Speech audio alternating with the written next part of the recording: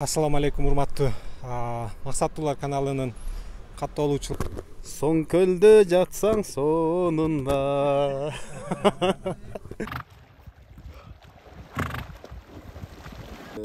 1 week, 2 week. Кассаңызга долларлар түшүп турсун ар дайым. Бул водопад достор. Нарынга баратсаңыздар эгер. Ассаламу алейкум, урматтуу Максаттуулар каналынын каттоолуучулары. Сиздерге Нарын областындагы Кочкор деген райондун Кочкор деген айылынан ысык салам. Биз азыр Соңкөл деген көлүбүзгө сапар алдык. Ушул менин каналымдын максаты негизи баягы ушул ички туризмге кичине болсо дагы, кичинекей болсо дагы салым кошуу. Кандай кылып көбөйтө алабыз? Жөнөкөй өтө. Бул каналды көрүп, мисалы үчүн түштүк жактан көрүшөт, көлдөн көрүшөт, нарындан көрүшөт. Бардык жерден, Кыргызстандын бардык жеринен көрүп алып, Соңкөлдү видеодон көрүп, андан кийин өзүм дагы көзүм менен көрүп келейин деп келишет деген максатта. Ошол максатта бул тартылып атат Соңкөл. Баарыңыздар билесиздер, Кочкор айылы кай жерде жайгашкан. Картадан көрсөңүздөр деле баары табасыздар. Мен мындан аркысын көрсөткөнгө сиздерге мүмкүнчүлүгүмдү жумшайын. Мындан ары жол кандай, кайсы повороттон бурулуш керек, эмне кылыш керек, ошонун баарын айтып берип отурам. Андыктан баягы каналды түрдүрүбөй, же болбосо өтүп кетпей, аягына чейин көрүп коюңуздар. Кеттик анда. Биз болсо азыр Сары Булак деген өрөөнгө келип калдык. Ушул мечит тараптан Кочкор жайгашкан. Ошол Кочкордон ушул Сары Булакка чейин 20 километр. Даана 20 километр экен. Азыр мен ченеп келдим машина менен. Ушул жерде Сары Булак деген өрөөндө бир сонун балык, курут, жармалар сатылат да ушул жерде. Кайсы бир кудулдар айтпады беле. Машинадан түшсөм эле поезд турат дегенчи. Кайсы кудулдар экенин унутуп калдым. Ошол поезд ушул. Биякта ресторандардын өзүнүн аттары бар. Так, Коштөбөк, Тала дейт, ат башы. Ар жакта Жылдыз. Ушундай аттар бар. Бу курулуп аткан азыр форель, Форель курулуп атат. Морекил. Ушул канча сом? 250. 250. Биз азыр форель айттыкпы? Экөө эле жетет да бизге анда. Болду, анда экөө эле жетет. Дагы кайсы балыктар бар? Могулар 80 метр бар, форель, форель могу экен да бышкандан кийин. Бар болсо орто токойдун келет деген балык. Бул орто токойдун балыктары, Соңкөлдүн өзүндө балык жок. Соңкөлдүн өзүнөн чыкпайт, Нарачары жана. Азыр ал кармаганга болбойт, Сары Булак өрөөнүнө келгенде сөзсүз түрдө токтоп балык жеңиздер. Балык жаңы куурулган, свежий балыктын даамы сиздерге камерадан айтып бере албайм. Жана колдун наны бар биякта. Жарма, колдун жармасы. Бардыгы тең, натуральный. Сөзсүз токтоп жеңиздер. Ушундай күн ачык болсо сыртка отуруп аласыздар. Жаан жаап аткан болсо ичиндеги арттагы вагондун ичлерине кирип тамак ичип, балык жеп кетип каласыздар. Балык болгону 80 сом, 120 сом, 250 сом чоңдугуна жараша. Кызым азыр сонун жеп отурган кези.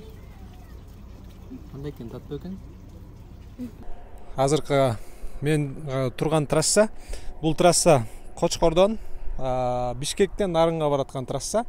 Биз азыр Кочкордон өттүк, андан кийин Сары Булактан өттүк. Сары Булактан тамактанып алып, эми азыр ошол трассадан Соңкөлдү көздөй бурулчу жерге келдик. Бул жерде табличкада жазылып турат.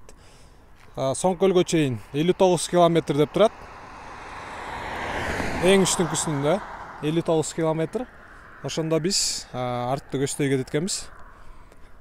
Бишкектен Нарынга баратканда ушул трассадан могул арканы көздөй оңго бурулат экенбиз да. Ушул жакты көздөй биз азыр 57 километр жүрсөк, анан Соңкөл болот экен. Чынын айтканда бул жол менен мен барып көрө элекмин. Бүгүн азыр барамын. Кеч кирип кете электе барып Соңкөлгө жетип алыш керек болду да, оюм. Жол кандай, пока белгисиз. Чогуу көрөбүз анда.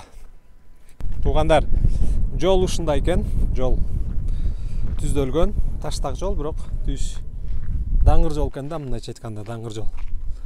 Анан кийин сиздерге могу жактан бир кооздукту көрсөтөйүн деп атам. Караңыздарчы могу кооздукту.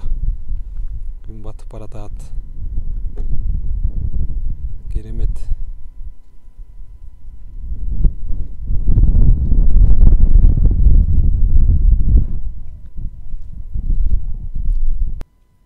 Биз Соңкөлгө келип алдык.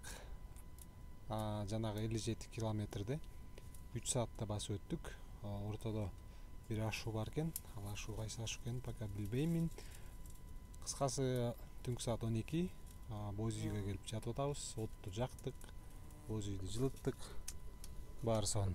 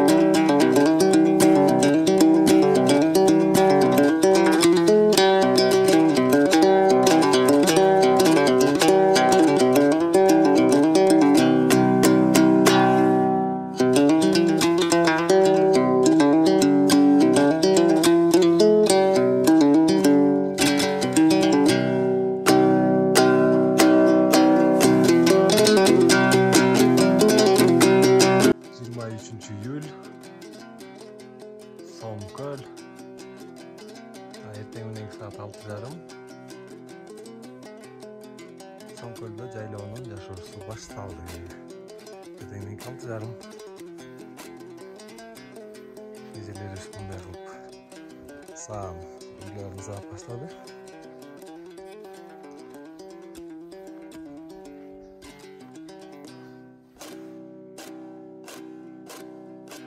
Таулардын арасындагы көл.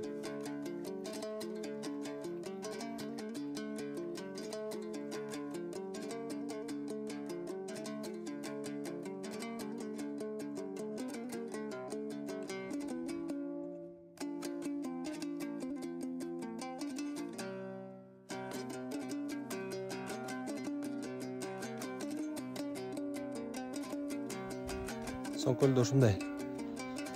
Мындай кылып лагерь кылып боз үйлөрдү тигип коюптур. 10-дан 20-дан ар кайсы жерлерде бар экен. Боз үйлөр аттарын коюп алышкан, Залкар, Хан Теңри, жана башка ушундай. Анан бул жерде 1200 сомдон эртең мененки тамагы менен 1200 сомдон башталат экен. Кээ бир жерлер бар экен жалаң туристтер үчүн, сырттан келген адамдар үчүн. Алардыкы болсо $30 дейт. $30 экен завтрагы менен. Азыр биз туристтер жаткан жер эмес, мындай эле обычный эле өзүбүз жаткан эле боз үйгө келдик. Келип жатканбыз 1200 сомдон завтрагы менен. Анан азыр завтракка кирген табыз.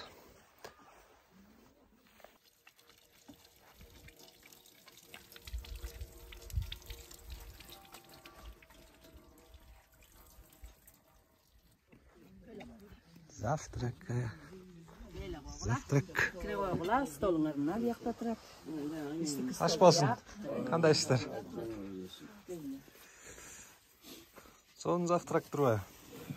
Ресторандагыдай эле.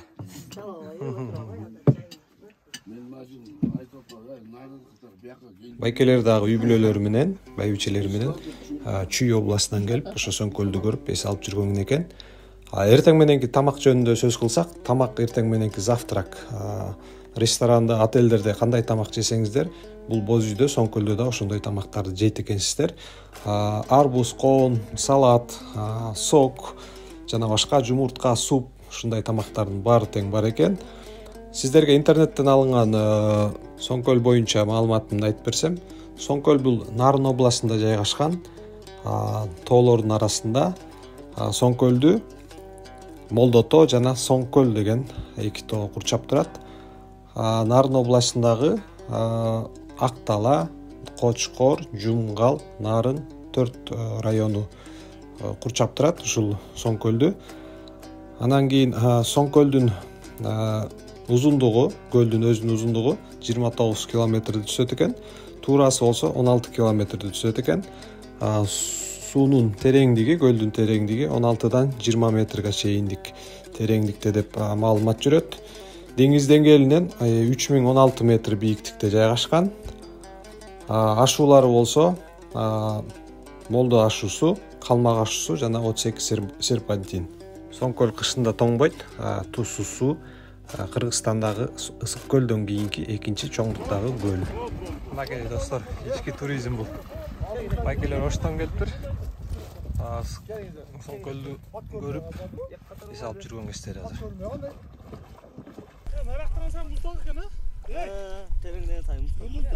Соңкөлгө оштон байкелерибиз келиптир. Оштун оокатынан ошо байкелерден биз бир эки сөз Соңкөл жөнүндө оюн билсек. Байке, өзүңүз аты жөнүңүздү айтып, анан кийин канча киши келдиңиздер? Ассаламу алейкум. Урматтуу YouTube каналын көрүүчүлөр, мына биз Ош областына караштуу Ноокат районунан келдик эле, 9 адам болуп. Мына через казарман жак менен, жаңы түшкөн жол менен келдик, азыр келип түштүк. Мына мен жашым 65ке чыкты. Көрүү өзүмчө толкунданып, аябай условия бар жок түзүшкөн, кыргыз үйлөр катар тигилген. Рахмат. Мына кайсы Соңкөл, кайсы районго карайт эле? Нарын областына вообще ушунчалык немени мүмкүнчүлүктөрдү бар жок условиялар түзүп коюптур. Анан бир күн түнөөл десек 17 кыргыз үй болду, бирөө да бош эмес экен. Мына Мында болса туризмден өнүккөн деп эсептейбиз. Рахмат. Жаңы жолда бир аз жерлер бар экен, ошо асфальт бүт эле калган. Уже бүтүптүр, жакшы. 5 перевал ашып келдик. Жаңы жол бүт эле экен. Туннел гана калыптыр, калган уже бүтүп калыптыр. Аябай ыңгайлуу болду. Ыңгайлуу. Турист көбөйөт. Рахмат байке. Жакшы эс алыңыздар. Рахмат. Бейиштин жери экен деп атышат. Байке, көлдүн жээгинде Көкшөөрдө жатасыз. Кандай? Маанай кандай байке? Маанай өтө сонун кооз жерлер экен. Биз Оштон келдик, биринчи жолу келип атабыз. Өтө сонун жерлер экен. Аябай жакты. Абасы да таза. Чак коем бар. Соңкөлдө жатсаң сонунда. Соңкөлдө, урматтуу достор, ички туризм дагы эмес, сырткы туризм дагы өтө өнүгүп аткан кез экен азыр. Могул жерде 2 адам турат, булар ошо сырттан келгенде, булар кайсы мамлекеттен билбейм. Бирок таң калып, көлдү карап, жылкыларды карап, саанды карап, аябай таң калып атышат, сүрөткө тартып атышат.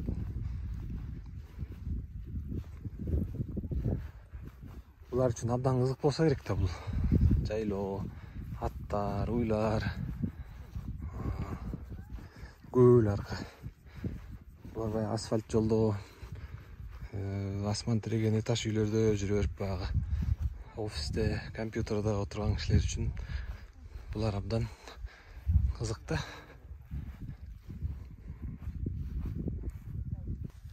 Aldı 12-13 жаш. This is horse 20 years old. 20 years old. And Yes. has a baby. Wow. And the young horses, they have what? 1 week, 2 weeks? Франциядан, Бельгиядан келген туристтер екен бұлар.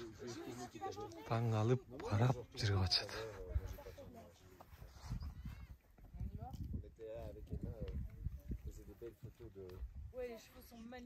Урматтуу достор, бүгүн биз бул кандай болуп калат? Лагерь болуп калабы же? Юрточный лагерь Залкар. Юрточный лагерь. Кыргызча конуш деп койсо болот экен да? Эс алуу жай. Эс алуу жай. Эс алуу жай деп койсок болот экен. Ошо эс алуу жайдын кожойкеси Асыл эже менен маектешкен турабыз азыр. Асыл эже, сиз биринчи өзүңүздү тааныштырып, кайсы жерден болосуз, канча уулдун, канча кыздын энесисиз, ата энесисиздер. Ошо өзүңүз жөнүндө бир кыскача айтып берсеңиз. Өзүм негизи нарынның солом. Курткага турмушка чыгып, бакталган куртка айылына. Азыркы убакта 5 баланын энесимин. 3 уул, 2 кыз. Өзүм болсо мугалим болуп иштейм. Байымбет атындагы орто мектебинде. Азыр да эле иштейсиз? Азыр да иштейм. Жайкысын бияка келип турасыз? Жумуш отпускага чыгып, жумуш аяктагандан кийин анан бул жакка келип, августтун 25-терине чейин иштейбиз. Кайсы кесип мугалим тармак? Башталгыч класста. Башталгыч класстыкы. Башталгыч класстыкы жакшы. Бияктан азыр мындай айтпасаң деле көрүнүп турат да. Байкелерибиздин жумуштары белгилүү эле да. Жылкы айдап келет. Там эмне кылат алар? Ошону кармап сизге жардам берет баягы. Колун салып берет дегендей. Отун жарат. Алардыкы эми мындайраак эле да, азыраак эле. Сиздин түйшүктү чындыгында азыр көрүп аттым. Эртең менен таңкы саат 6-да турат экенсиз. Ошондон баштап эле чуркап жүрөсүз. Ошо бир күндүгүңүздү айтып берсеңиз. Бул жерде бала бакыра дагы бар, жылкы дагы бар, сагыш керек аны. Уй бар экен. Анан келген коноктор бар экен. Бир күндүк жашооңузда. Бир күндүк күн тартибимди айтып кетсем. Күн тартип. Эртең мененки таңкы 6-дан баштап эле кыбырап баштайбыз.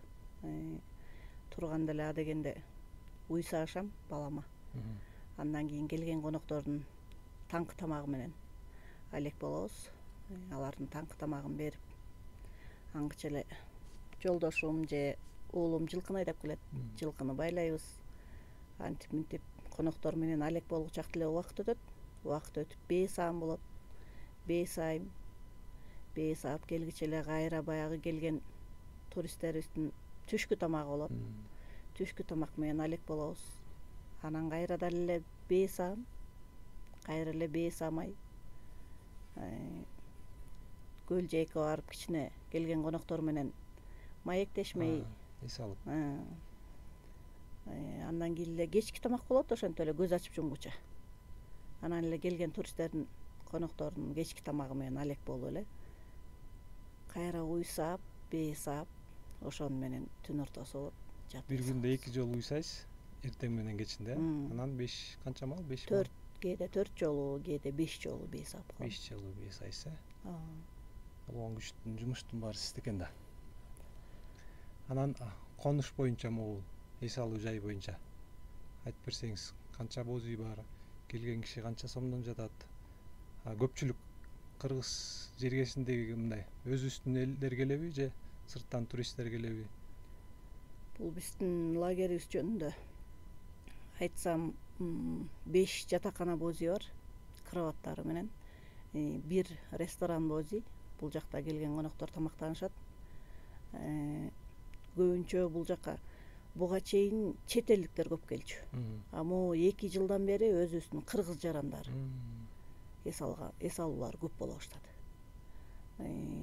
Быйыл өзгөчө могу көл жактардан, шаардан, Бишкектен келе баштады. Ага чейин сырттан келчү, анан могу Оштон, Жалал-Абадтан көп келип, аябай кызыгып, эс алып, зыярат кылып кетишчү алар.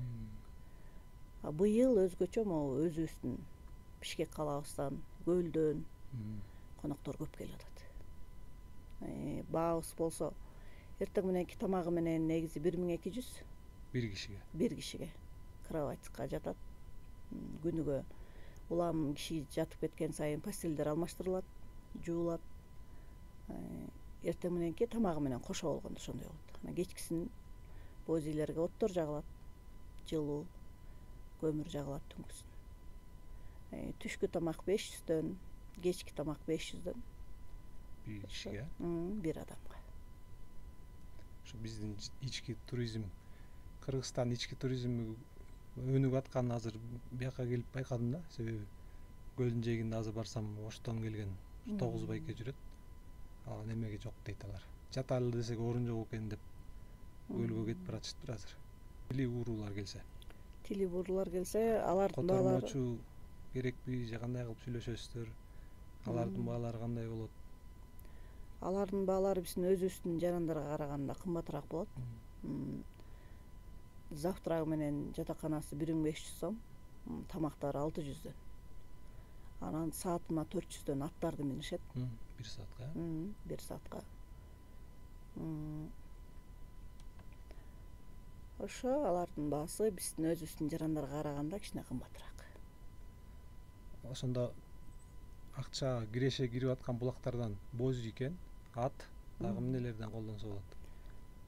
Дагы кымыздарды Кымыз сатса болот, ашкан кымызды сатып калабыз. Тамак сатса болот.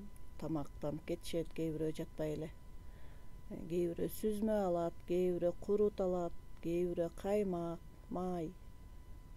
Ушундай. Соңкөл боюнча суроо берсем, Соңкөл өзү Нарын областына карайт да. Бул өрөөндө кайсыл район жайылайт? Бул өрөөндө негизи тегерек четинин баары эле бөлүнгөн. Акталаанын Куртка деген айылдан чыгышат. Биз өзүбүз ошо Курткаданбыз. Актала району. Актала району. Анан Тоголок Молдо, Жогорку Май ошолордон чыгышат. Анан Аркөйс болсо Жумгал. Анан бул жак Калмак ашуу менен келаткандагы лагерлер болсо Кочкорлуктар. Кочкор. 3 район экен да. Ат башы бияка келбейт. 3 райондун жайлоосу экен да бул анда. Ошондо 3 район тең баягы турист тосуп ушинтип лагерь уюштурса болот да баардыгы. Ооба. Уюштуруп жылдан жылга аябай өнүгүп атат. Көбөйүп атат. Ошол анда Асележе ишиңизге ийгилик. Туристтер көп келип турсун. Ички туризм дагы өнүксүн, сырткы туризм дагы өнүксүн. Эмеңизге, кассаңызга долларлар түшүп турсун ар дайым. Рахмат. Саатың ким? Байел. Байел айгырын сууга салып атат. Көлгө. Сага көңгөн турбайбы?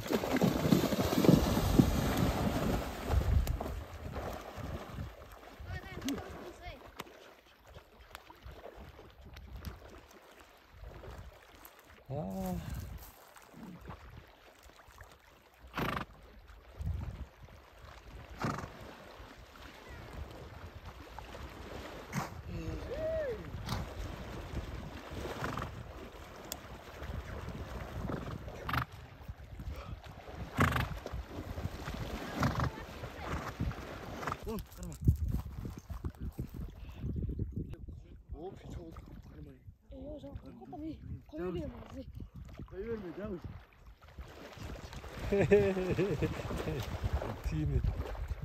Koy verme.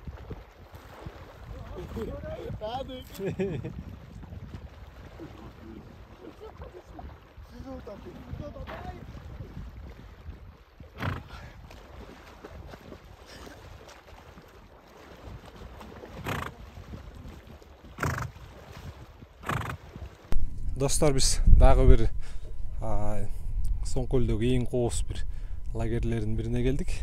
Бул лагердин аты Хан Теңири. 15 боз үй иштеп атат. 15 боз үйдүн экөө. Так 15 боз үй бул коноктоскон жатакана. 2 боз үй болсо рестораны, тамак ичкен жери. Жалпысынан алганда 17 боз үй бар экен. Биз азыр 6 номердеги боз үйгө кирсек, ичинден байкебиз бизге түшүндүрүп берсе, нелери бар, кандай кимдер келет, кимдер жатат ушуга. Мынакей ичи моундай экен. Бир боз үйдүн ичинде 4 кровать бар. 4 кровать. Байке, аты жөнүңүздү айтып. Менин атым Багайбек уулу Алмамбет. Момастрим Кантеңирде иштейм, шот жагып, ушу боз үйлөрдү карап. Боз үйлөрдүн иштери полдонгон. Печкалар мындай таш менен да капталган. 4төн пастел бар. 4төн болсо 4төн жатат, 2ден болсо 2ден жатат. Бириктирип алса. Бириктирип алса болот, экөө келсе. Биякта сандык бар, суулар бар. Сандыктарга бешчилерин койсо болот. Сейф катары колдонсо. Сейф катары колдонсо болот. Боз үй болсо жазалгасы менен кечинде четилерде свет күйөт, 11лерде өчөт. Подсветка бар биякта, кечкисин күйүп турат постоянно. Телефон зарядтаган розеткалар бар ар бир боз үйдө. 3төн 4төн розеткасы менен. Биякта умальник бар. Жуунган жери. Жылуу болот да кечкисин. Кечкисин жылуу, печкалар жагылат. Бир салган көмүрүбүз менен эртең мененке чейин жылуулукту кармайт, таш ысыкты. Таш кармап берет турбайсызбы? Ана мындай корточкалар бар, кыргызча которулган словарлар менен. Бул тамак менюбу же эмне бул? Жок, словарлар. Багы күнүмдүк колдонуу. Колдонуучу сөздөр. Бигин алып кел, муну алып кел. Азыр аба ырайы. Азыр Бишкекте азыр ушул тапта 42-45ти көрсөтүп атат да. Анан бул жерде интернет жок болгондугуна байланыштуу, канча экени белгисиз. Анан аба ырайы дайыма ушундайбы? Эмге биякта 4 мезгил өткөзөт да, кээ күндөрүч. Кээде кар жаап калат, кээде шамал болуп, ушундай кээде күн тийип калат. 4 мезгил өткөзөт да, кээде туруп-турупчу. Ушул тапта жакшы болуп аткан экен. Азыркы тапта күн жакшы, погода буюрса жакшы болуп атат. Туристтер да аябай көп. 15 боз үйгө буюрса бүгүн туристтерди күтүп атабыз. Азыр 20дай келди. Бул бир күндө эле уже орун жок анда. Азыр орун жок да, уже бронь болуп келет да. Анда биз немеге баралы? Ресторанга баралы. Тамак ичкен жерге баралы, кош жерди көрөлүк. Элдер кандай тамак ичет экен, туристтер. Бул жерге көбүнчөсүн сырттан келген туристтер тамактанат. Сырттан келген коноктор конок болот экен бул жерде. Кыргыз кийимдери. Бисмилlah. Тамак ичкен жерибиз. Бияк болсо тамак ичкен жерибиз. Уже тамактар обед болуп калып, яна ичип кетти. Азыр бияк даярдалган.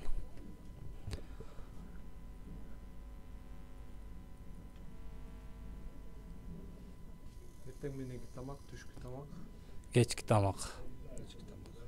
Бул печка менен жылынат, бул дагы. Коопсуздугу каралган мунун, сыртында таш менен дагы. Тийип албасын деп. Тийип албасын деп. Астында таштары чокмок түшүп, пол күйүп кетпесин депчи.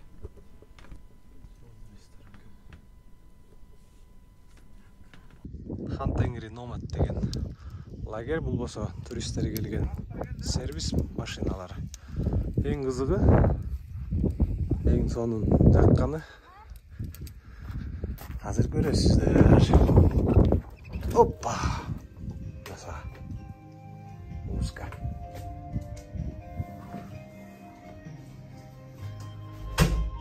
Отырасыз, шашпайсыз музыкасы менен.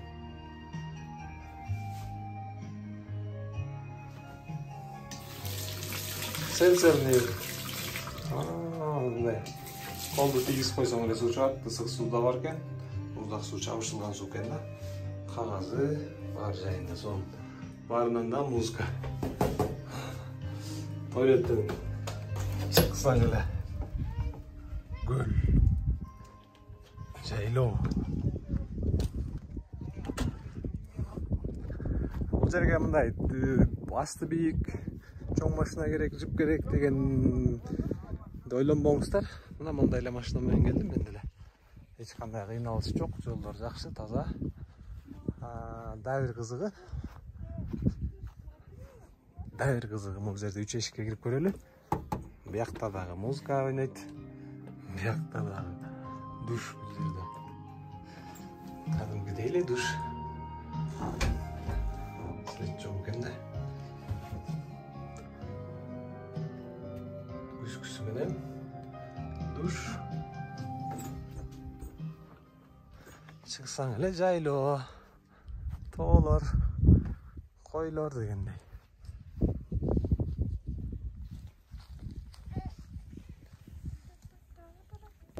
Урматтуу достор, моорекил көрүнүп турган Сон көл могул көрүнүп турган.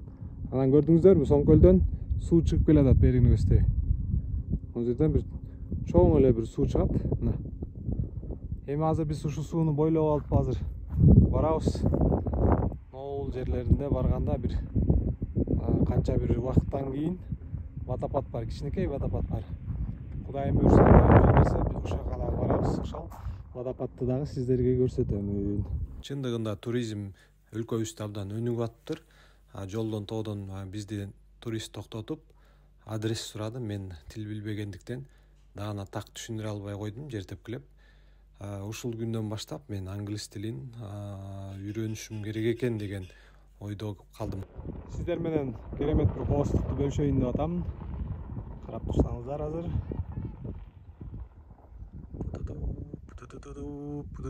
Мына.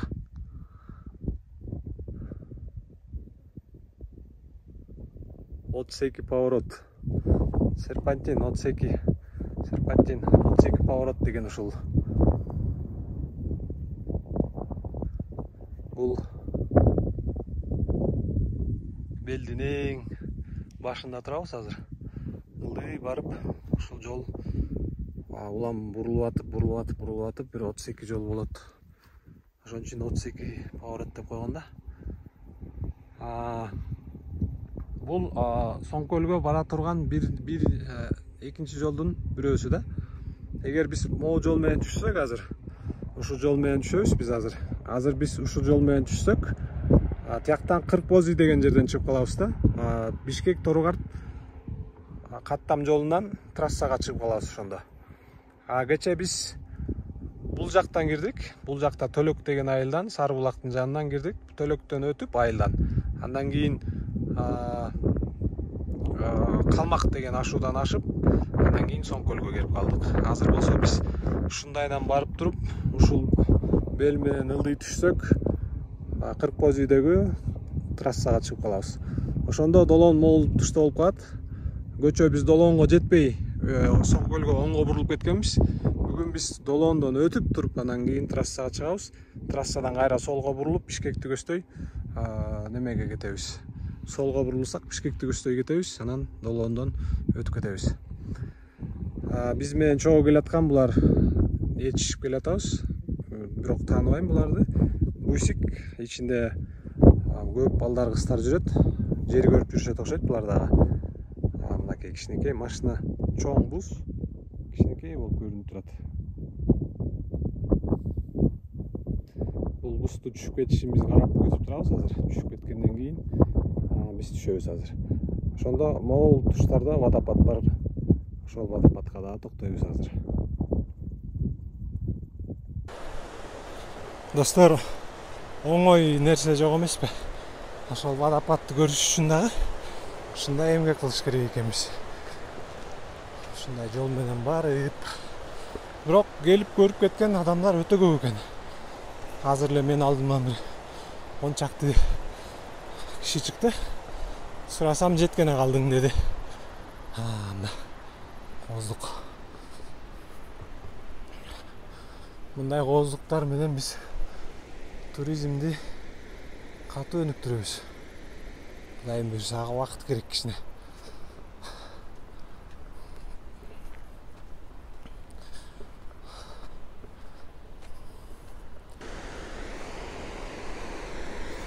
Жолдун татаалыгына карабай бараткан кез кооздукту көрүш үчүн.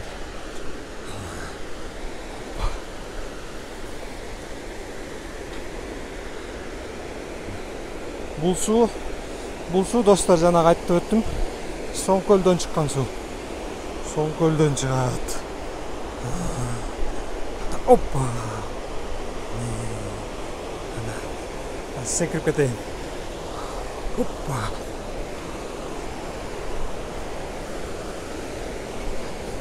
Соңкөлдөн чыккан суу. Бул суу барып Нарын дарыясына кошулат.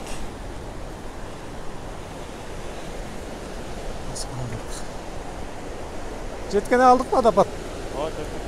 Жетип калдык ба? Жетип калдык дейт.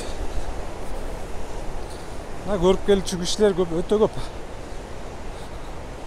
Алдыман улам чыгып атышат.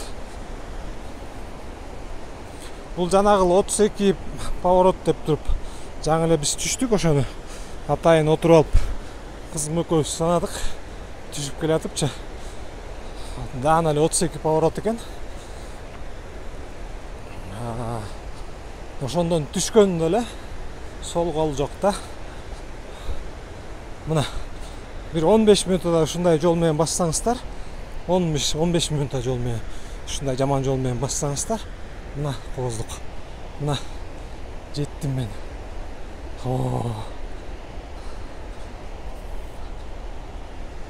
Азыр күн угулуп атат. Алыстан көрүнүп атат. Суунун шаркырагы. Салкын немеси бер жака чейин сезилип атат да. Чачыраганда.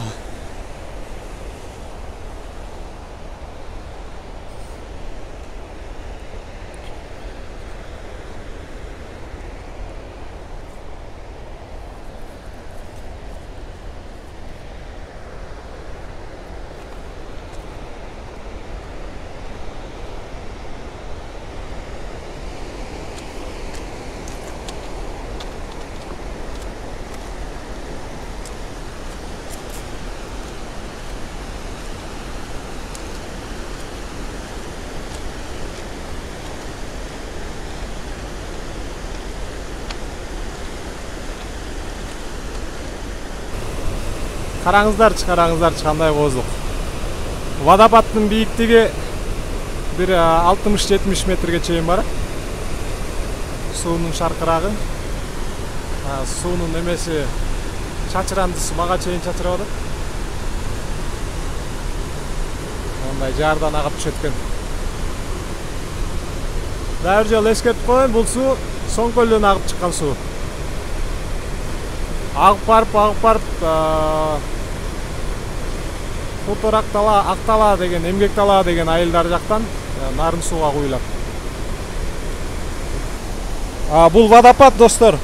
Нарынга баратсаңыздар, эгер 40 Божий деген жерден оңго бурулсаңыздар, ошол жерден бир азыраак эле бир жол жүрсөңүздөр водопадка келип каласыздар. Эгер Соңкөлгө барбай эле ушул водопадты көрөм десеңиздер. Соңкөлүбүздүн соңуна чыгып келдибиз.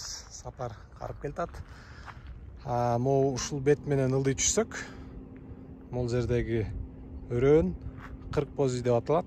Эгер солго бурулсак Бишкекке кетебиз. Долоон болот да, биринчи Долоон, Кочкор. Ана оңго бурулсак Нарын шаарына кетебиз, мындайдан Нарынга кетебиз. Ушул бет менен өйдө чыксак, биз жана азыркы көрүп келген водопад, 32 кыя, андан өтсөк Соңкөл. Водопадка чейин ушул жол менен өйдө чыксак 17 километр экен. Алыс экен, бирок жолу жакшы экен. Достор, ушу менен Соңкөлгө болгон сапар карыды. Соңкөлгө барып келдик. Кимде ким Соңкөлдү көрө элек болсо видеодон көрүп, анан ушул видео аркылуу жолдор менен Соңкөлдү көрүп кеттиңиздер демекчимин.